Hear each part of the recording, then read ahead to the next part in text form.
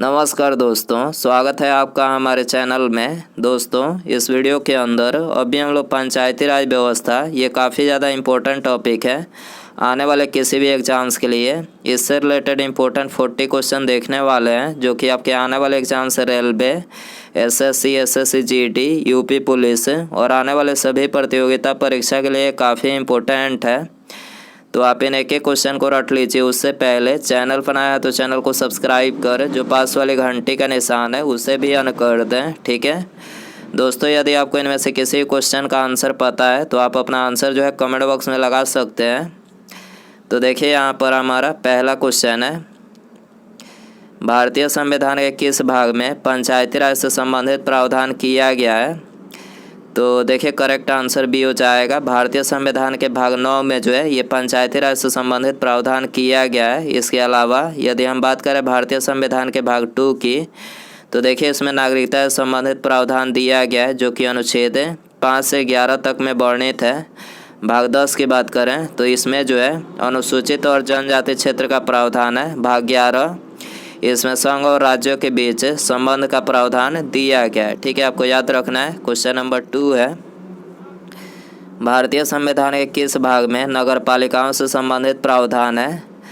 तो देखिए, correct answer B हो जाएगा। भारतीय संविधान के भाग 9 क में जो है ये नगर पालिकाओं से संबंधित प्रावधान है, जबकि भाग 9 में, केवल भाग 9 में जो है ये पंचायती राज से संबंधित प्रावधान है, ठीक है, आपको याद रखना है, इन दोनों में कन्फ्यूज नहीं होना है। क्वेश्चन नंबर 3 है, भारतीय संविधान के किस भाग में ग्राम पंचायतों की स्थापना की बात कही गई है?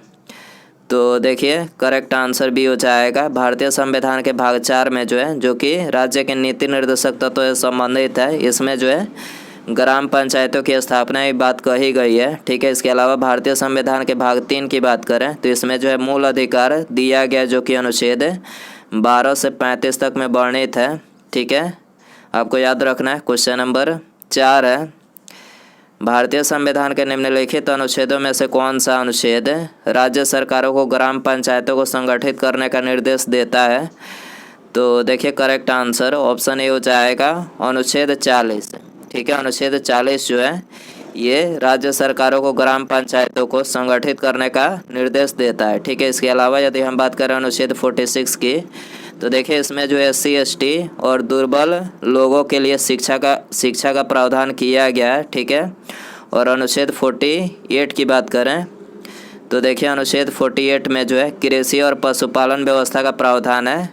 अनुच्छेद 19 में जो है ये प्रेस की स्वतंत्रता का प्रावधान है, ठीक है, आपको याद रखना है। क्वेश्चन नंबर 5 है, भारतीय संविधान की 11वीं अनुसूची में निम्नलिखित में से क्या सम्मिलित है? तो देखिए, करेक्ट आंसर बी हो जाएगा, पंचायतों का कार्यक्रम, ठीक है। भारतीय संविधान की जो 11वीं अनुसूची है तो उसमें पंचायतों का कार्यक्रम जो है सम्मिलित है, ठीक है। क्वेश्चन नंबर 6 है, पंचायती राज प्रणाली निम्नलिखित में से किस पर आधारित है? तो देखिए, पंचायती राज प्रणाली जो है ये आधारित है सत्ता के विकेंद्रीकरण पर, ठीक है, करेक्ट आंसर बी हो जाएगा। क्वेश्चन नंबर 7 है, पंचायती राज निम्नलिखित में से क्या प्रदान करता है? तो देखिए, पंचायती राज ये स्थानीय स्तर पर लोकतांत्रिक प्रशासन, ठीक है, पंचायती राज निम्नलिखित में से क्या प्रदान करता है? तो ये स्थानीय स्तर पर लोकतांत्रिक प्रशासन जो है प्रदान करता है। क्वेश्चन नंबर 8 है, पंचायती राज का प्रधान लक्ष्य निम्नलिखित में से कौन सा है? तो देखिए, करेक्ट आंसर सी हो जाएगा, ग्रामवासियों में शक्ति का विकेंद्रीकरण, ठीक है। पंचायती राज का प्रधान लक्ष्य क्या है?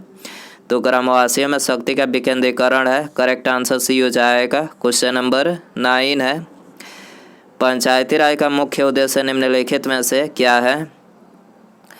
तो देखिए, पंचायती राज का जो मुख्य उद्देश्य है वो है जनता को विकासमूलक प्रशासन में भागीदारी योग्य बनाना, ठीक है, जनता को विकासमूलक प्रशासन में भागीदारी योग्य बनाना पंचायती राज का मुख्य उद्देश्य है, ठीक है, आंसर हो जाएगा डी। दोस्तों, वीडियो पसंद आ रहा है तो प्लीज़ वीडियो को लाइक ज़रूर करें, चैनल पर नया है तो चैनल को सब्सक्राइब करके बेल आइकन ज़रूर से ऑन करें, ठीक है। क्वेश्चन नंबर 10 है, 73वां संविधान संशोधन संबंधित है? तो देखिए, 73वां जो संविधान संशोधन है तो ये पंचायती राज प्रणाली से संबंधित है, करेक्ट आंसर सी हो जाएगा। क्वेश्चन नंबर 11 है, भारत में निम्नलिखित में से किसके अंतर्गत पंचायती राज प्रणाली की व्यवस्था की गई है? तो देखिए करेक्ट आंसर सी हो जाएगा नीति निर्देशक सिद्धांत के अंतर्गत। ठीक है, नीति निर्देशक सिद्धांत के अंतर्गत जो है ये पंचायती राज प्रणाली की व्यवस्था की गई है। क्वेश्चन नंबर 12 है, किस संवैधानिक संशोधन के द्वारा पंचायती राज संस्थाओं को संवैधानिक दर्जा प्रदान किया गया है? तो देखिए करेक्ट आंसर सी हो जाएगा 73वां संविधान संशोधन अधिनियम के द्वारा जो है ये पंचायती राज संस्थाओं को संवैधानिक दर्जा प्रदान किया गया है। क्वेश्चन नंबर 13 है, 73वें संविधान संशोधन द्वारा संविधान में कौन सी अनुसूची जोड़ी गई थी? तो देखिए करेक्ट आंसर सी हो जाएगा 11वीं अनुसूची। ठीक है, 73वें संविधान संशोधन द्वारा संविधान में कौन सी अनुसूची जोड़ी गई? तो 11वीं अनुसूची जोड़ी गई थी। क्वेश्चन नंबर 14 है, 73वें संविधान संशोधन द्वारा 11वीं अनुसूची में पंचायती राज संस्थाओं को कितने कार्य सौंपे गए हैं?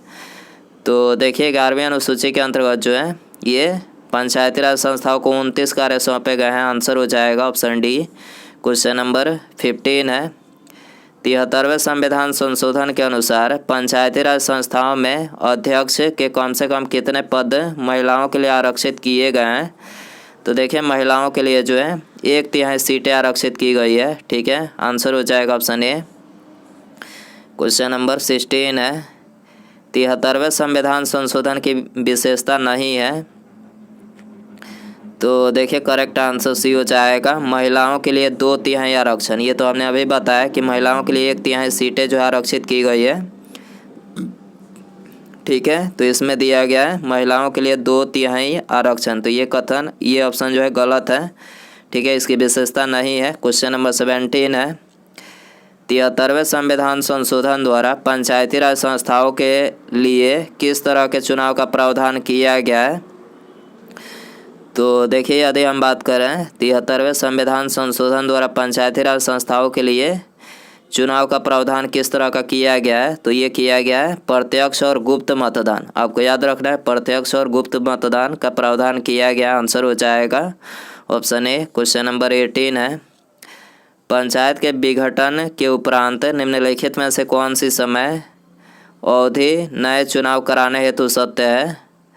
तो देखिए 6 महीने के अंदर। ठीक है, यदि पंचायत विघटित होता है तो चुनाव जो है 6 महीने के अंदर ही कराना आवश्यक होता है। आंसर हो जाएगा सी। क्वेश्चन नंबर 19 है, पंचायती राज संस्थाओं के निर्वाचन के लिए उत्तरदायी है? तो देखिए करेक्ट आंसर बी हो जाएगा राज्य निर्वाचन आयोग। ठीक है, पंचायती राज संस्थाओं के निर्वाचन के लिए उत्तरदायी है तो राज्य निर्वाचन आयोग इसके लिए उत्तरदायी है। क्वेश्चन नंबर 20 है, 73वें संविधान संशोधन के अनुसार पंचायती राज संस्था का कार्यकाल कितने वर्ष रखा गया है?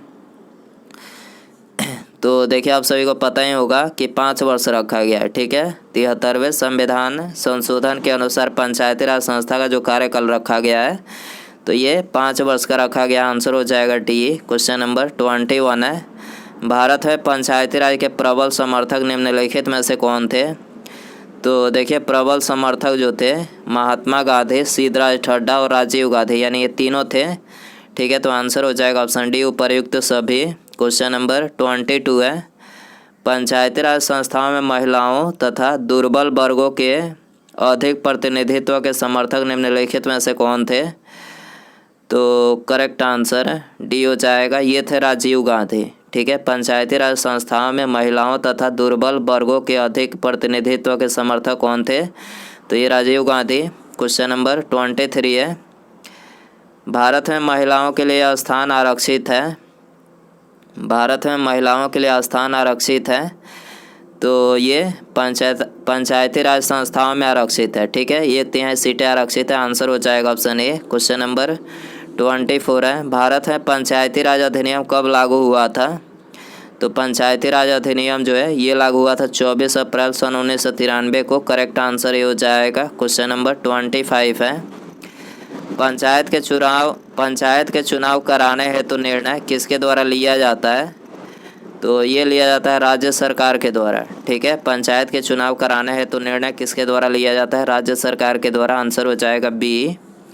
क्वेश्चन नंबर 26 है, भारत में पंचायती राज का प्रारंभ किस वर्ष किया गया था?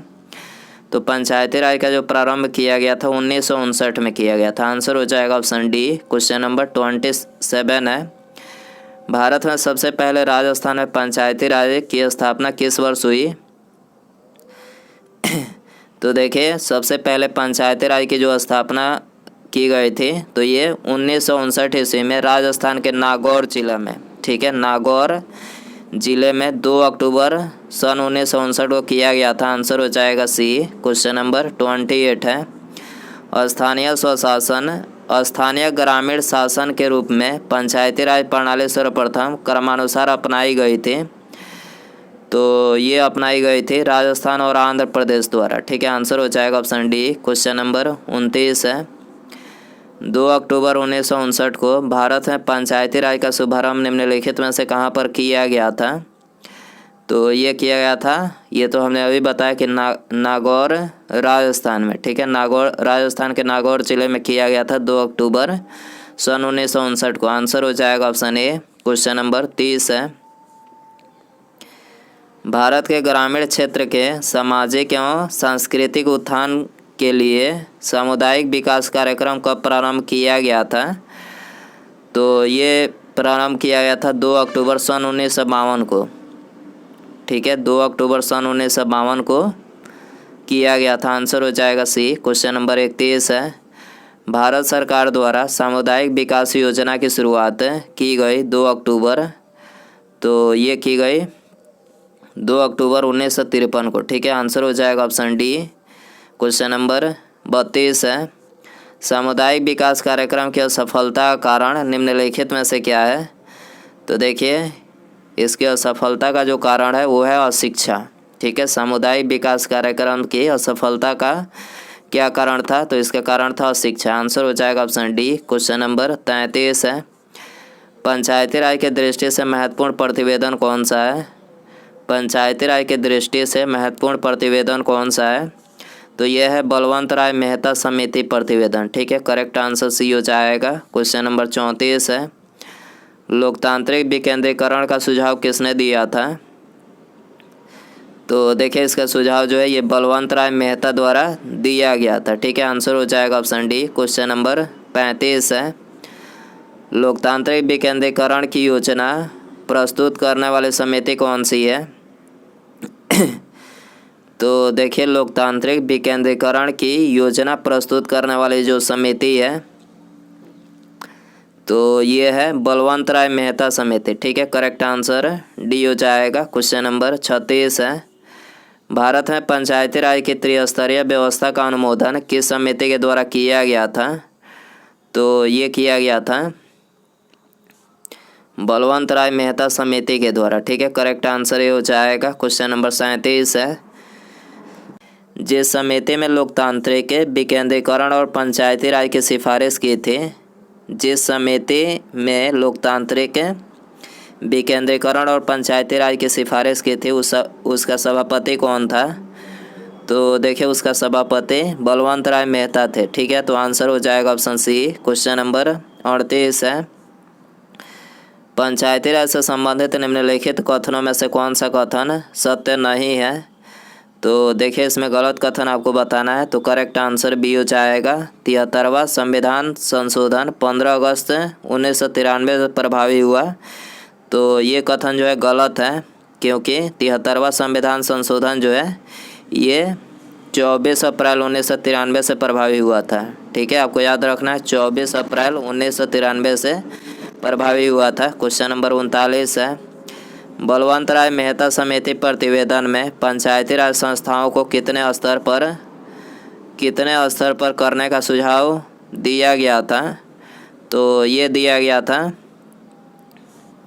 3 स्तर पर करने का सुझाव। ठीक है, बलवंत राय मेहता समिति प्रतिवेदन में पंचायती राज संस्थाओं को कितने स्तर पर जो है चुनाव करने का सुझाव दिया गया था? तो ये 3 स्तर पर दिया गया था। आंसर हो जाएगा सी। उसके बाद यहाँ पर हमारा अगला क्वेश्चन है, बलवंत राय मेहता समिति ने किसको अधिक शक्तिशाली बनाने का सुझाव दिया? बलवंत राय मेहता समिति ने किसको अधिक शक्तिशाली बनाने का सुझाव दिया? तो ये दिया था पंचायत समिति को। ठीक है, आंसर हो जाएगा ऑप्शन सी। तो दोस्तों ये था पंचायती राज व्यवस्था, इससे related important 40 question. I hope कि ये वीडियो पसंद आया रहेगा। पसंद आया तो वीडियो को लाइक करें, चैनल पर आया है तो चैनल को सब्सक्राइब करके बेल आइकन जरूर से ऑन करें। ठीक है, मिलते हैं अगले वीडियो में। नमस्कार, जय हिंद, जय भारत।